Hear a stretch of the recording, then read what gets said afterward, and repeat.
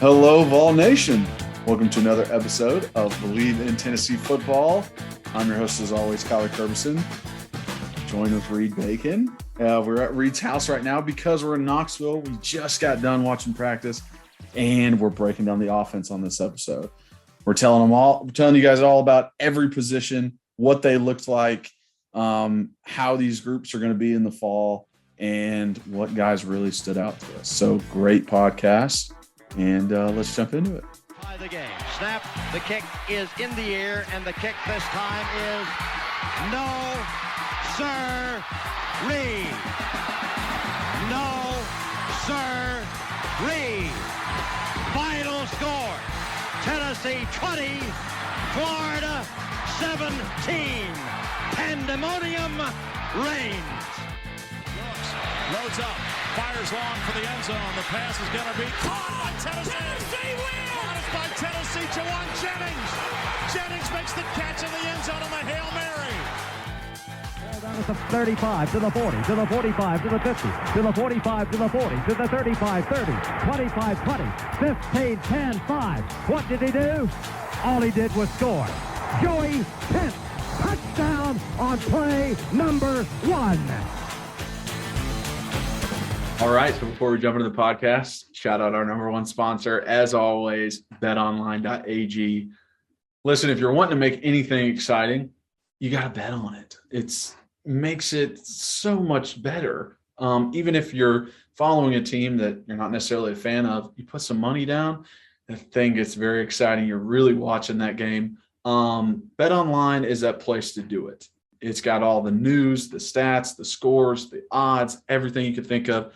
They cover every sport too: football, basketball, boxing, golf, everything you could think of. That is the place to go. So when you head over, check out their new mobile site, their new website. And when you sign up, you will receive a 50% welcome bonus if you use the code BELIEVE. That's BLEAV when you sign up. So 50% welcome bonus. That's awesome. 50% on your first deposit. That's amazing. So before you watch any games, before you enjoy any sports, head on over to BetOnline, put some money down on it, make it exciting. BetOnline, it's where the game starts. All right, welcome in, everybody. Exciting podcast today. We just got done with spring practice and breaking down the offense. I thought it would be best if we did it with the Chinese restaurant in the back.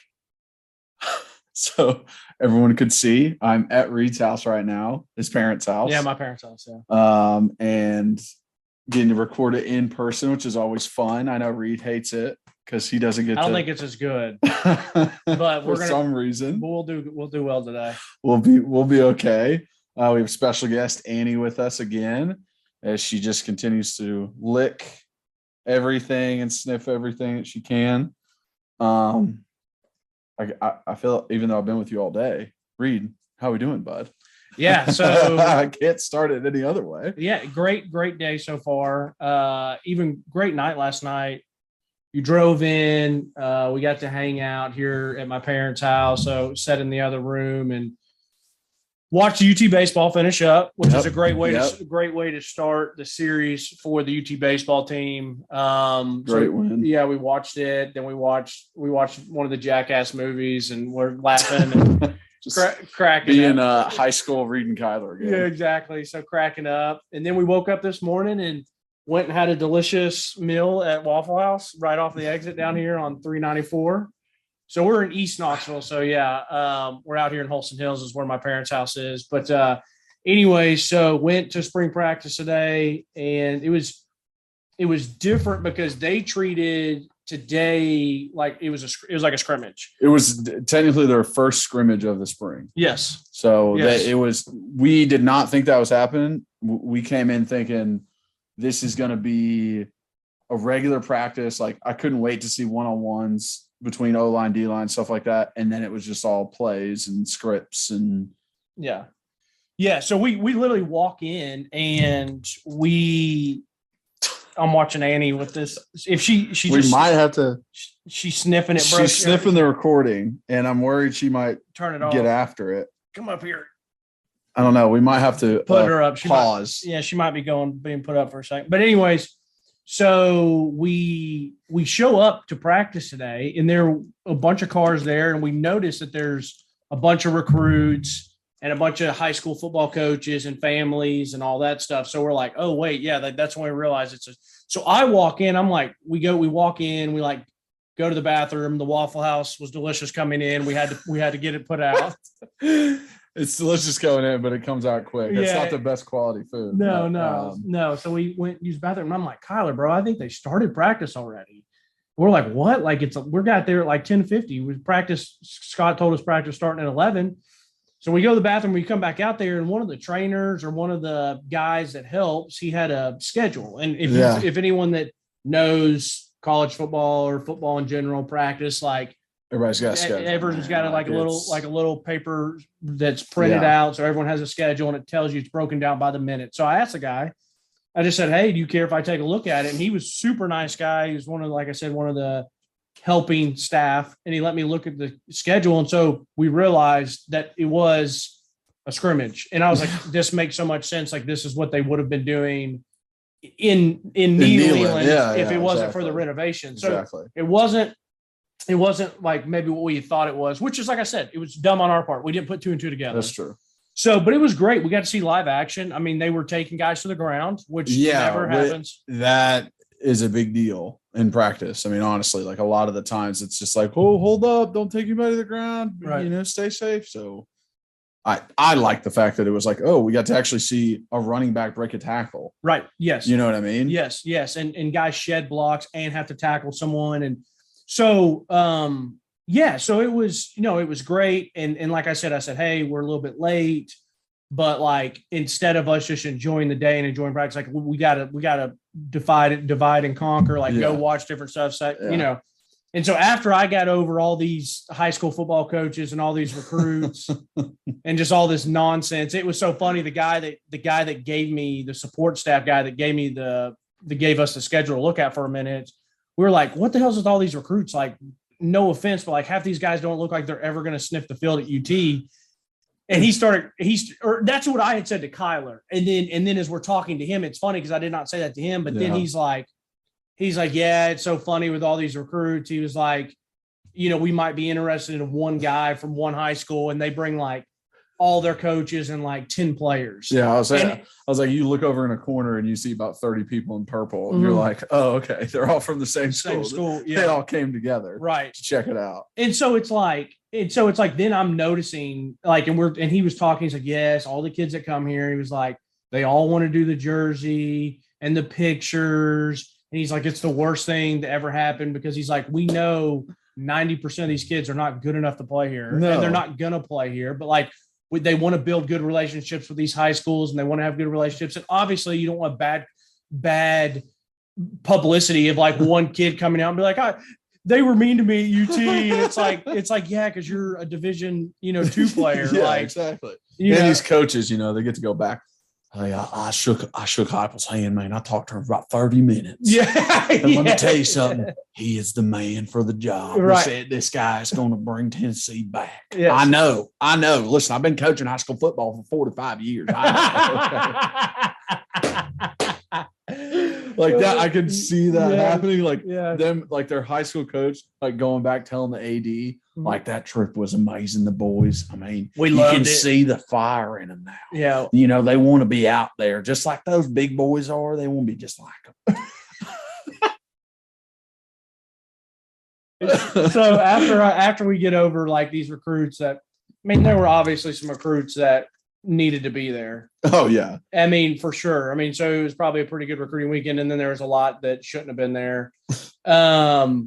So after I get over that, and then after I get over the fact that I have to see Euros, and Josiah Jordan-James was there, Euros was there, and I think there was a basketball recruit there. I mean, because he was a big kid. I don't know who he was, but I mean, he looked like he was every bit of 6'8", 6'9", 6'10". I'd say so. And I was just joking with Kyler that I wanted to go over to Euros and just like be like, hey, loser, like, thanks for losing us a game. And Kyler, thanks for Dickinson putting his nuts in your mouth. Seriously. And Kyler goes up and says, hey, you should just go up to him and do the the too small thing because that's what he did to Dickerson. Yeah. So no, but anyway, so it was a lot of people over there today, but it was a great day. And I'm really excited to give you guys what you actually care about, not hearing about us hanging out, watching Jackass, and then going to Waffle House this morning. Yeah, exactly. I don't know if that's what everybody tunes in for. But. Yeah. So we're going to talk about offense. We're going to do 2 pods today. Yep. So same outfit, same everything. Be ready. Yeah. So we're going to go offense first, and then we'll go defense. And we're going to tell you everything that we saw, give you as much information as we can. And then, hopefully do the best that we can for what we saw. Like I said, we both wanted to see one-on-ones. We both love offensive defense one-on-ones, meaning offensive defensive linemen. I love seeing the running backs and the linebackers. I thought that was a great drill I saw last time we were there. Yeah. And I love watching the receivers and DBs go at it. I know. We didn't get to see that today, so we'll take the good with the bad. Anyways, Kyler, we're going to start offensive line.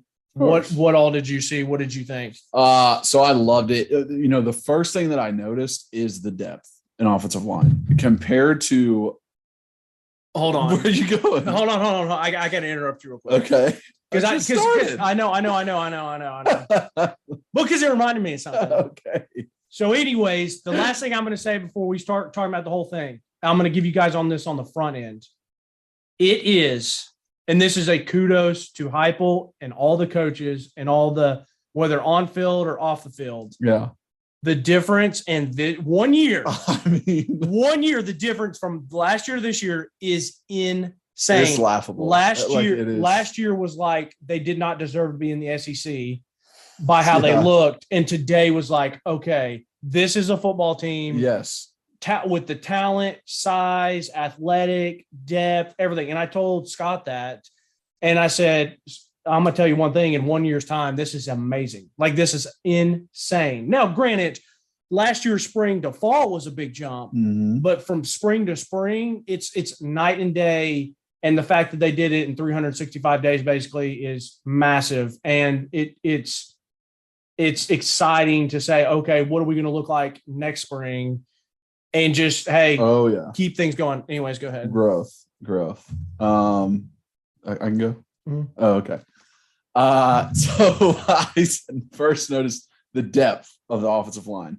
The fact that we had 3 separate groups that were able to go. Like, that wasn't even a thought process in the last spring. And the guys are big, dude. All of them are big individuals. I shouldn't walk out there at what I am now, 265, and think I could take that guy's starting spot. Like, I shouldn't be able to do that. And I felt like I could last spring, and definitely not. Like, these guys are huge. Every single one of them. I mean, Mincy's big. All the new guys, Clipper, Grant, Nichols, all big dudes. And they got size to them. One of the things I was worried about with Grant especially was him being thin. He's a basketball player, all that kind of stuff. He's still a thick guy, and he carries his weight in his legs, which is like perfect for a tackle, just to carry all of his weight in his legs and be a little bit thinner up top, like not have that big Buddha belly like myself. Right. Buddha belly. Buddha belly, baby. But and I was just like excited getting a chance to watch them. I think everyone is, thinking about left tackle right now because that's the spot that Cade left. Everyone else is still there. It's Spraggins, Cooper, Carvin, Darnell at the other 4 spots. Jeremiah Crawford is the one that's showing the most right now. And if you guys don't remember, he's a JUCO transfer. He didn't play at all last year. He's the one that's showing up, that's stepping up to the plate, that's like, hey, I want this spot. Now, this is, 4 months before the season starts. So could be completely different by the time we actually get to the first game, but he's the one that's at left tackle. Like, he's the one. Would you say who was it? I'm looking. Jeremiah Crawford. I have my phone up, so I'm going to be able to look at all the. He's 53. That's what. Okay, that's what I was about to ask. Yes. So he's the one who stepped up at left tackle. I mean, 6'5", 315. Yes. Coming from he came from Butler Community College. Yeah, he's a senior. Was he there last year? He was there last year, but he didn't play. He didn't play at all. Okay. So, and then, I mean, the other 4 guys are just like mountains of consistency, just right along, doing what they need to do. Like I said last year, Carvin and Spraggins are 2 of the best offensive linemen. Like, those guys are awesome. Spraggins has so much like effort after the whistle, push, and all that kind of stuff. Jerome is just, I mean, he's Jerome, man. And I mean, what a great interview we had with him. I don't even think we like really talked about him a lot. It was amazing. The little tidbits that he gave us, the fact that he wants to run the ball under center. Like, that's what he wants as an offensive lineman. That's what he wants. So, I mean, it's just like everyone else out there that's like, oh, we're all alone saying this. No, you're not. Like, those guys feel it too. And, you know, I talked to some of the other offensive linemen and I talked to Ollie Lane and I asked him, like, what do you see out of these freshmen? Right. Because they're just getting here. And he said, with Grant, he's got like a quick twitch to him, which I think he, you know, took from playing different sports, from basketball and all that kind of stuff. And he was like, if he can gain weight and keep that quick twitch about him, he can be a really good tackle.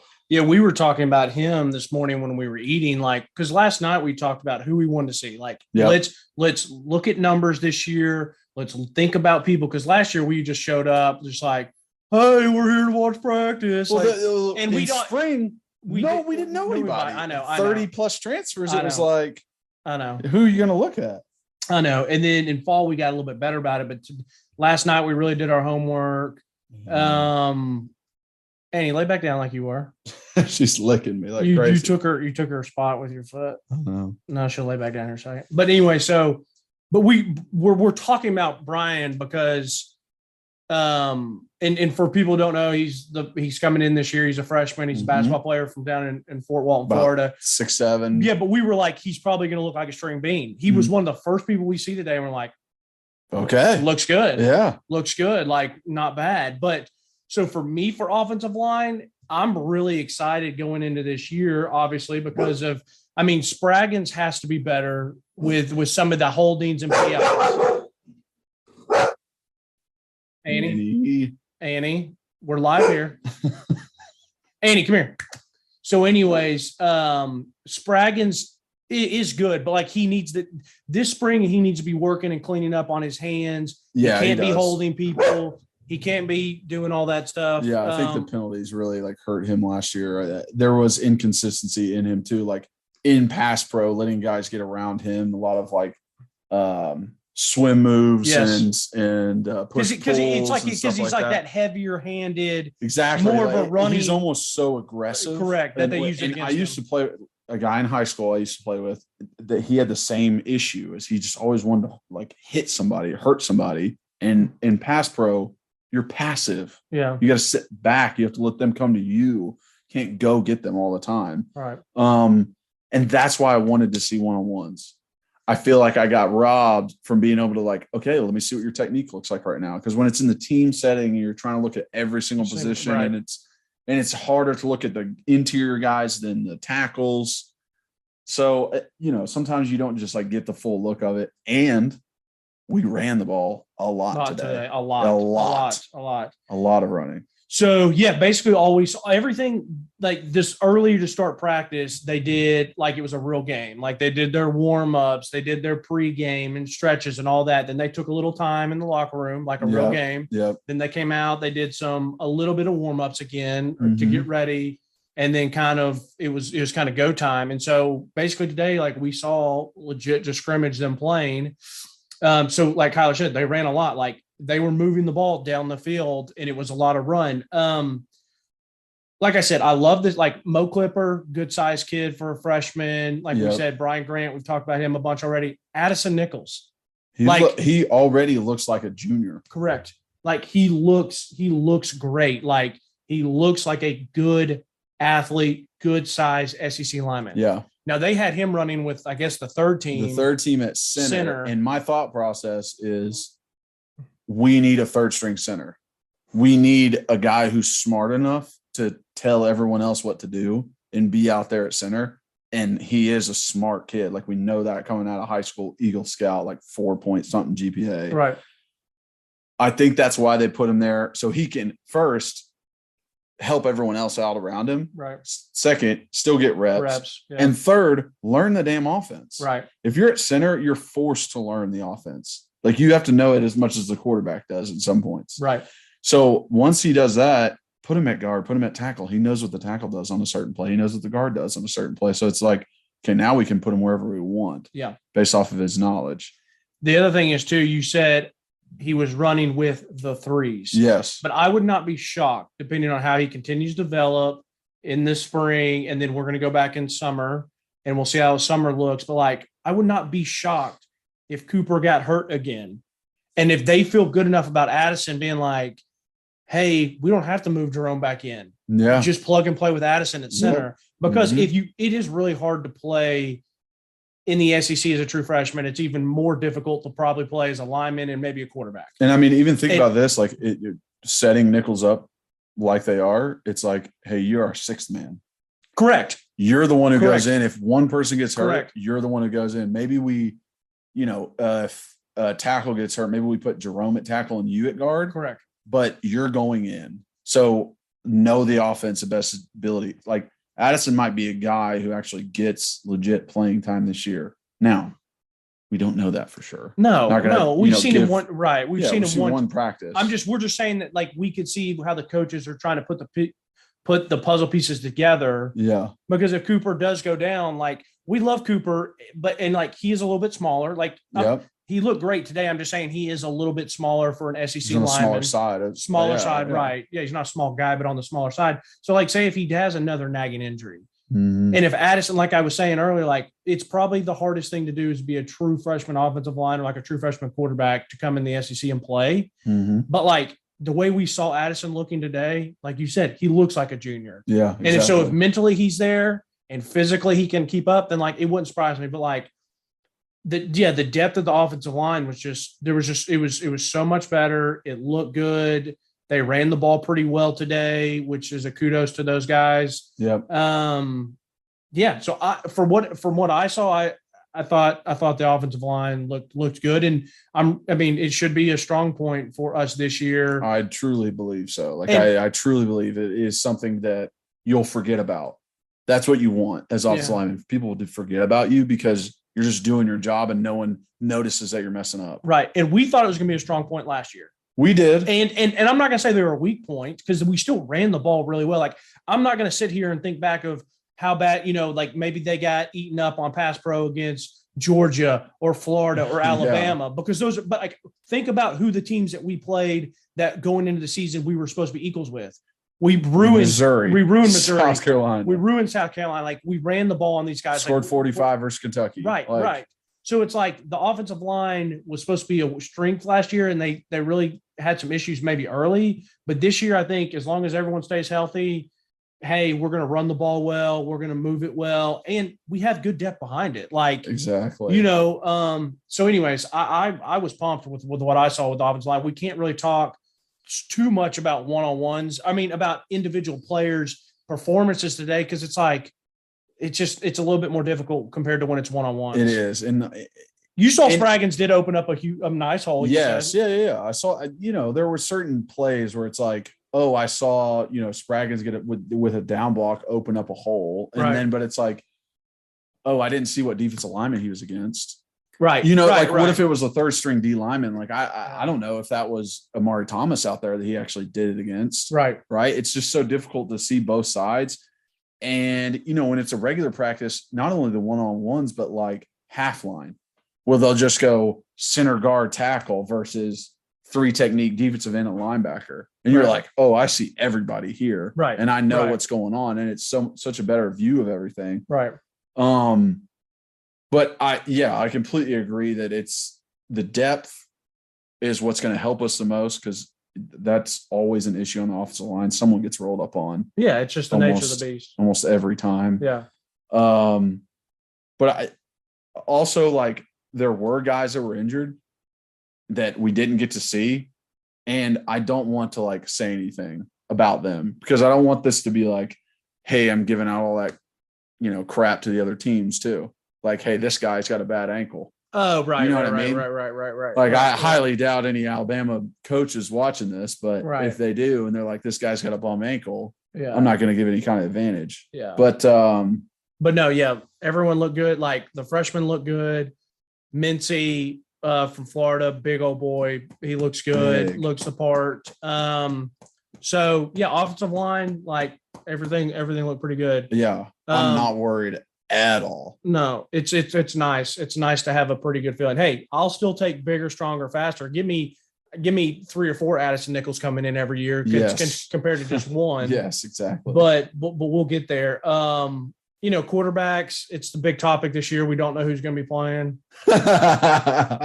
Wait, is this 2021? Yeah. No, quarterbacks. I thought everyone in quarterback looked good. I mean, obviously Hendon's a starter. He looked good. He's number one. Like there's obviously no ifs, ands, or buts about it. No. Everyone knows that. But he looked good today. Mm-hmm. I did think he looked better this year compared to last year.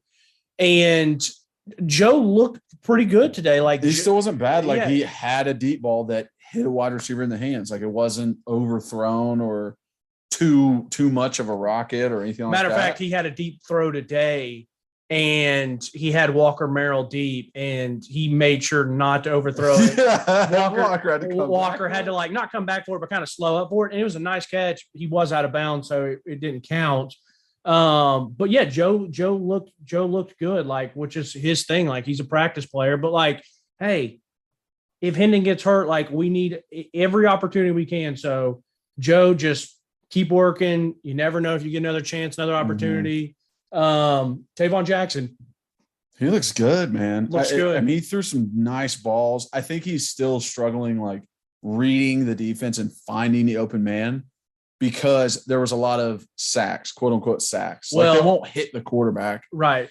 He is running with the threes. So Correct. Offensive line is worse, but the defensive line is worse too, comparatively. So I started hearing the offense side because we were standing on the offensive side of the ball for a while. And then Kyler stayed over there. I walked around the defensive side and a lot of the offense guys like, just throw it. Like, just get rid of it. Like, so meaning so that like the receivers can get worse. Because honestly, the DBs too. Honestly, if people don't understand, maybe you haven't played football or you haven't seen practice or whatever, like there are times like you're there to get work in. There are times that if the threes are going up against certain people, the quarterback could potentially never let the ball go because he's always going to have a defensive person in his lap because the offensive line that he's running with isn't good. And then no one, like DBs don't get any better. So they're like, hey, just let it go. Just let it go. But Tavon, I thought, he looked good size-wise. Mm-hmm. He looked good throwing the ball. The number one thing that I thought that looked really good with him that I noticed again, he kept his eyes downfield a lot. He did. Like he is not there to shy, hurry, quick, get out of the pocket and run. He wants to keep his eyes downfield, throws a good ball. He seems poised, did have some nice throws.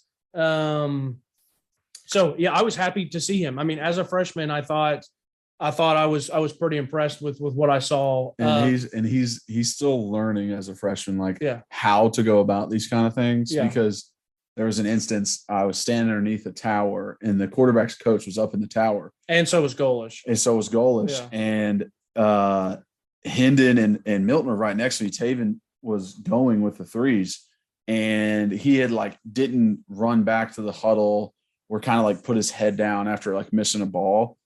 And they leaned over and he was like, Hendon. And he looked up. He was like, tell Taven to fucking run back to the huddle and keep his damn head up when he's out there.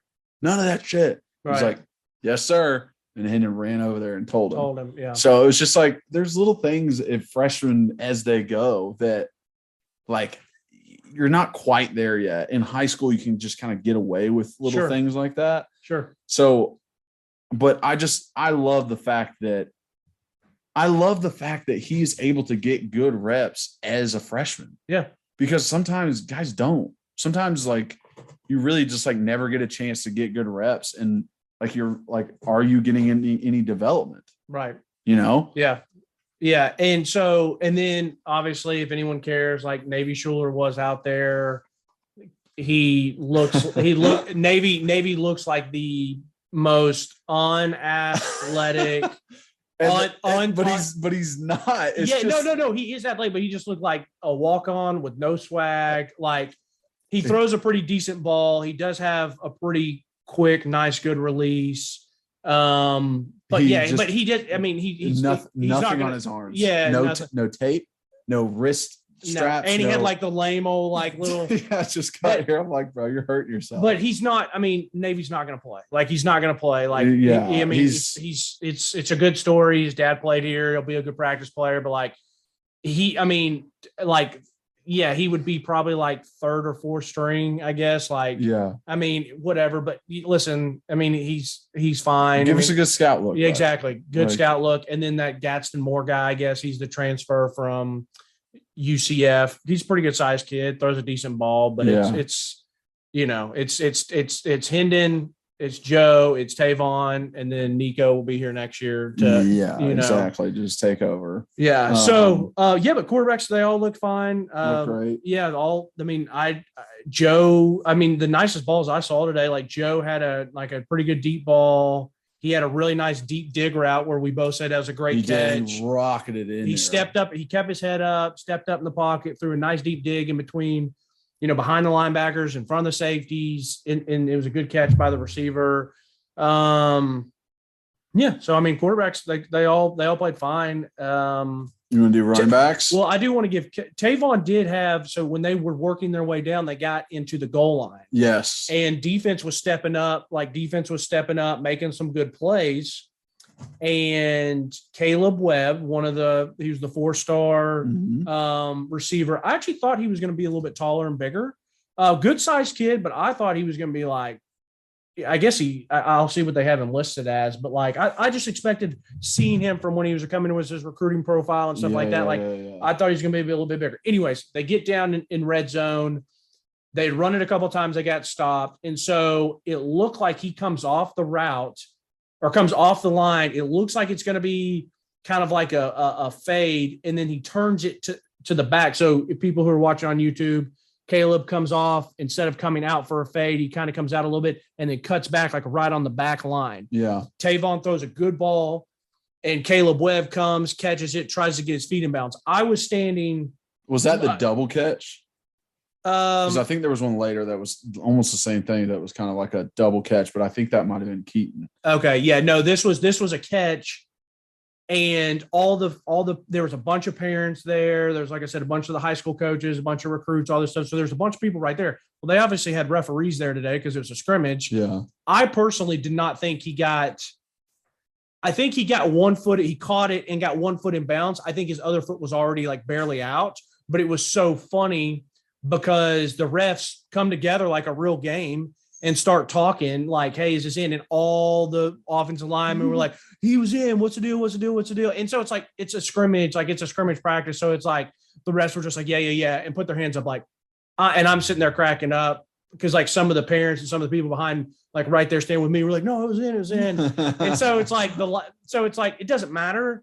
But like, me and being a defensive guy, I was like, he really didn't get like, everyone's competitive. Correct. Right. Like the offense wants to score, even though it literally doesn't matter. Correct. Defense wants them not to score. I was saying it doesn't matter in the grand scheme of things to the players. Yeah. And if I was one of those players, it matters to me. Like if I was on the defense, but there was no way for them. They're not going to review it. Yeah. But it was a good catch. He tried to get his feet in bounds. I just think his left foot was out as he was dragging his right foot. Yeah. But anyway, so it was a good throw and catch.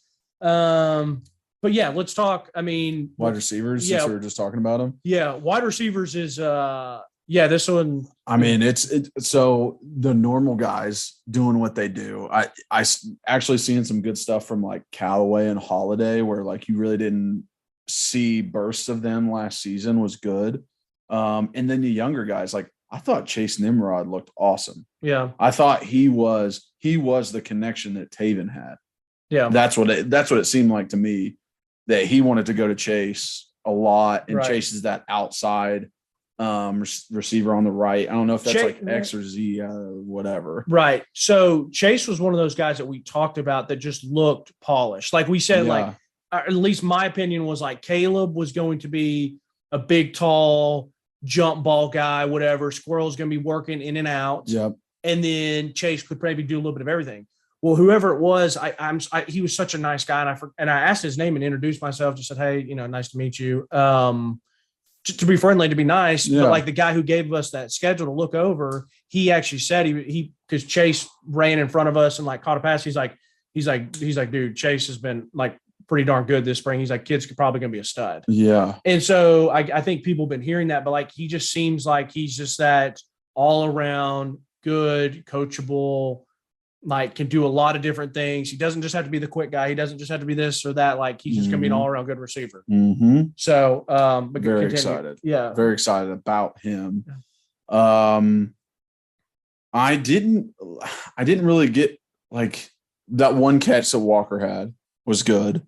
Didn't really get to see much more out of him.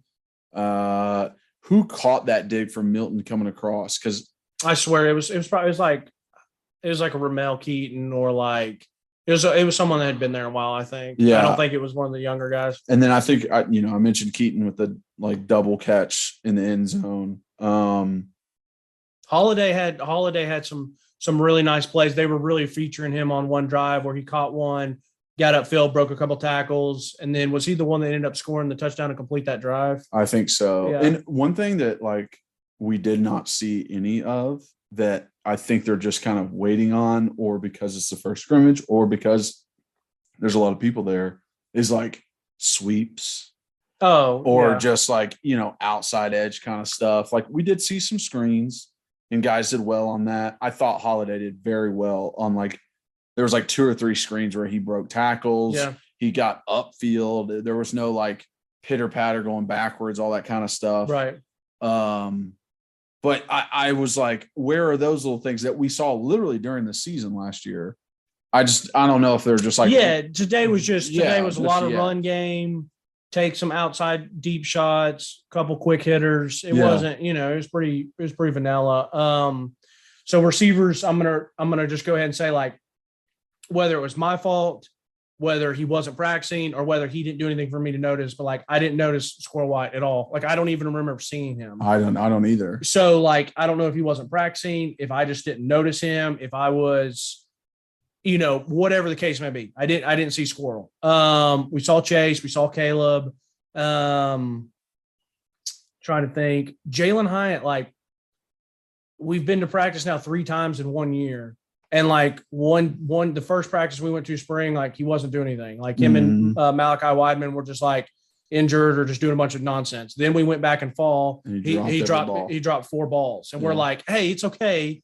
He'll be fine. He'll be fine. It's one practice. But like he wasn't doing anything today. Like I don't know if he was dressed out. Like he wasn't like he was injured. I just didn't really see him getting any reps. Now he's a very lively guy. Like so he's engaged. Like he's engaged in practice. But like.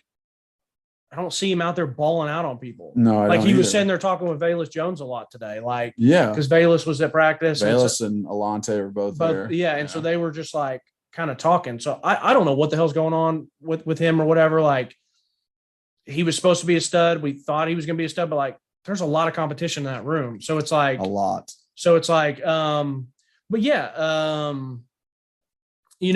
like I said, Holiday. Got a lot of run, a lot of pub today. Yeah, I'm trying to think. Callaway got some decent. The whole Callaway thing is just a little bit different to me because he kind of has, every like the tools. I mean, he has the speed, the hands, decent size. Like he's a smaller guy, but like decent size thickness. But like, I don't know if he just can't put it together and all that stuff. But and then Cedric Tillman, Cedric Tillman, like doesn't even like he was practicing today. I didn't notice anything, but like.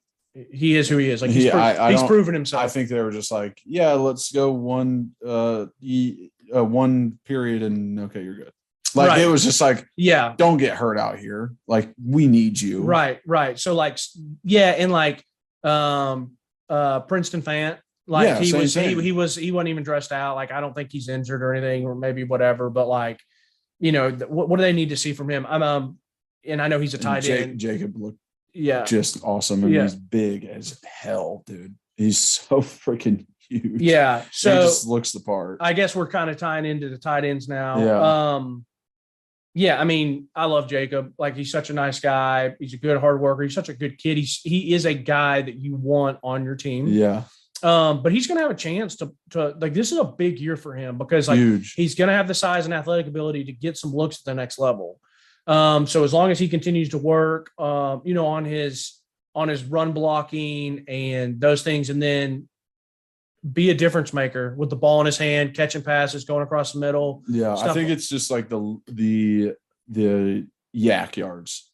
What are you getting after the catch, especially at tight end? It's like you can show that, like the Kelseys and like the Kittles, when they catch the ball, they don't just get tackled right there. It's like they're getting the extra yardage. They're absolutely breaking tackles. They're stiff arming guys. They're turning into a running back once they catch it. Correct. So I think that's the part that if Jacob can just build on that, this guy could get drafted early. Like, he has all the tools. Everything else is just, he's got it. Yeah. So it's just that kind of and stuff. And he did seem more comfortable this year. He definitely did. Compared to last year, which is understandable. I mean, last year you're learning new offense. You got an offensive coach now, and just then two redshirt freshmen, Julian Nixon and Miles Campbell, like good sized kids.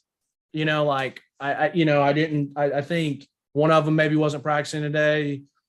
We'll see hopefully more about them in the fall to say, like, hey, are they going to help this year, or is it still just going to be the Jacob and Princeton Fant show? Yeah. So that's pretty status quo. There is going to be a lot of status quo from last year. There is. I mean, those were the best guys. We didn't lose a lot.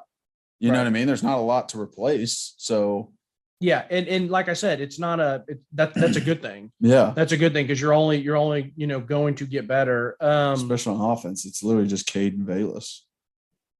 Yeah, that's it. Yeah.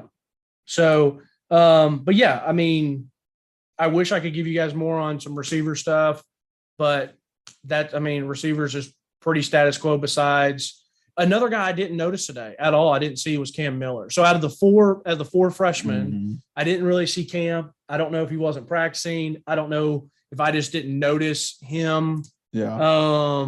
Like I said, I tried to weasel my way around all the way around the field so I could get good angles, but Chase and Caleb were the only ones that I noticed. So in summer, we'll hopefully be able to report back more about Cam and about Squirrel. Yeah, exactly. Running back, the one that everyone cares about is Justin Williams. Kid looks awesome. I mean, he looks every bit of what we need him to look like. Now, he's not. I don't know. Is Justin Williams Thomas? I didn't know that. I don't. But it says on his backwards jersey Williams Thomas. Okay, yeah. So like, listen. Good-looking kid, good athlete, built well. Now, is he a bigger running back? He's a good-sized running back. He's 6 foot, Yeah, they have him 6 foot 210. I would say that's exactly what it is. And his 210 is a good 210. Yeah, he's thick. Yeah, he's thick, but like he's not. We still don't have a guy on the roster that's 6'1.5", 6'2", 220, 230. Yeah, we don't got a Toby Gerhardt or a Henry. Yeah, we just don't have we don't have a bigger guy. So and that's okay. It's fine. That's okay. They don't even necessarily need that in this offense. No. But this kid looks like he could be. It's good to see. These are these blue chip guys. This is what you have to have when they're coming in as a true freshman. Yeah. Jabari Small. We called him Jabari Neck Small because he has no neck anymore. It's just traps in the head. So big. His like neck the meme, and I'll try and find it and put it in the YouTube. But the meme of that guy's neck from a while back, where it was people were just like, "Who is this neck?" Yeah, that is Jabbar. Like he is such a thick. If you're standing behind him, a thick neck. Like there's no way anybody's hurting him. There's no way. Like he's sticking his head and shit. Like, there's no way. No. So I mean, but Jabari's. We all know Jabari. Like good running back, good player. Jalen Wright. Like they're gonna be fine. Jalen Wright did awesome today. Yeah, he had some nice runs, nice really cuts. Yeah, I mean, like you think about him being a freshman last year, and here's what I was concerned. Here's what I was concerned about. Even the bowl game with Jalen Wright is he's timid. He's pitter-pattering. He's not hitting the hole, like those kind of things. Today he was hitting it. Today he was hitting that hole. Today he was running over DBs. He was trying to make contact with them. He was spinning off of tackles. And before it just I didn't feel aggression out of him when he was running the ball. So that was nice to see. And everyone else was supporting him. You know, he'd pop off a run for 7 yards and everybody's like, hell yeah, Jalen, let's go. Right. Like that's what you're supposed to do. And just kind of building him up.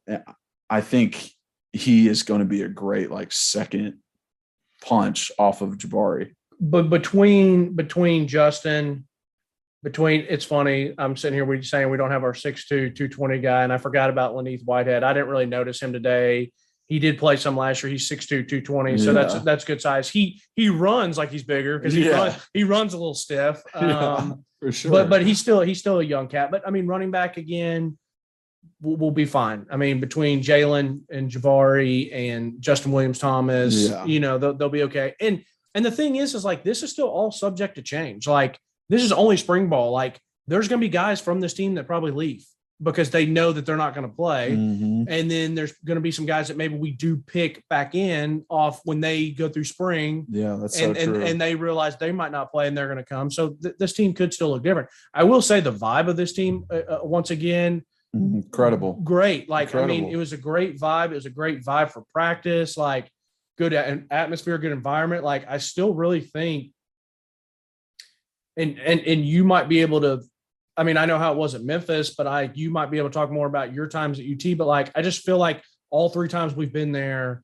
it's been good, whether it's good relationships with the coaches and meaning the players and coaches have good relationships. They're coaching these guys up. It seems like these guys are receptive. They want to learn. It seems like they do have good, healthy competition, but they encourage each other. Like, I mean, I feel really good about that. Yeah, it's like you're still competing with these guys, giving full effort, but there's no fights.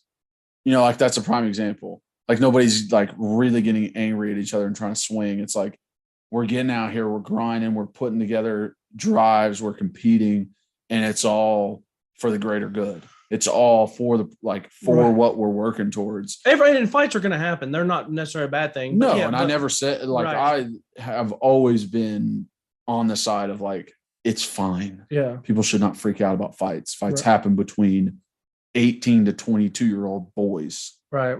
Like they're growing into men. Yeah. You know what I mean?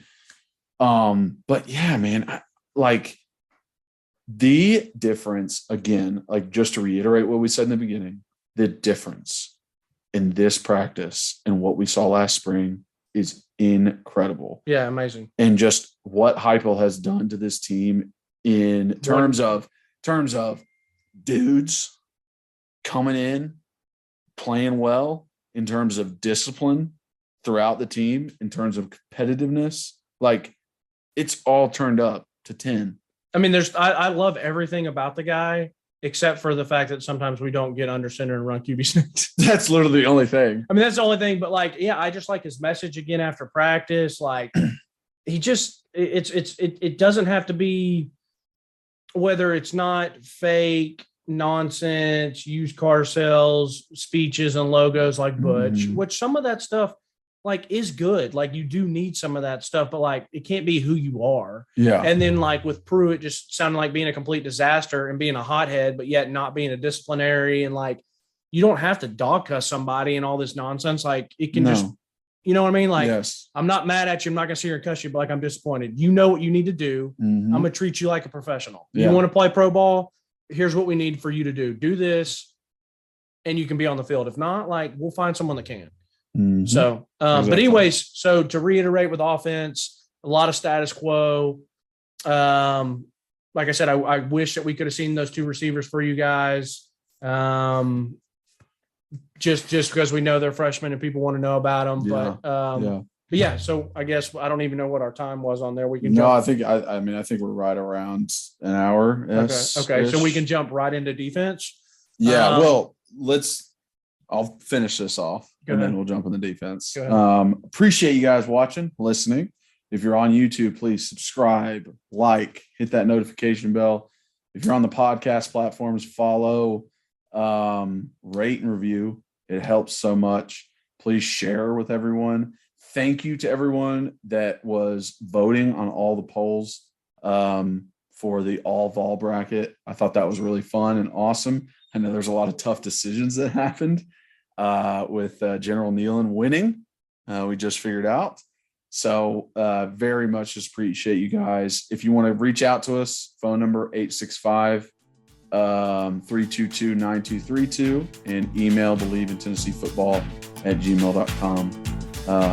As always, go Vols.